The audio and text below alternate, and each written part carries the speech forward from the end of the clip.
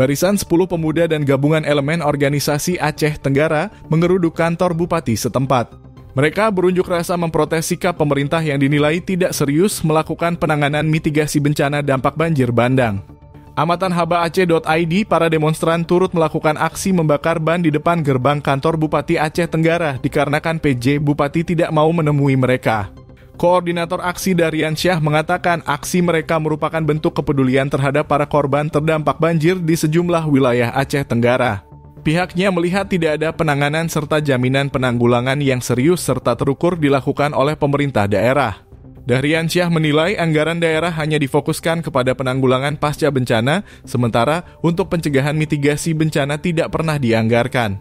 Dirinya mencontohkan, upaya mitigasi yang harus dilakukan pemerintah melalui instansi terkait seperti restorasi lahan-lahan kritis, penanaman pohon di bantaran sungai, lahan yang curam dengan kemiringan tinggi dilarang untuk digarap, karena ini menjadi potensi longsor dan banjir bandang.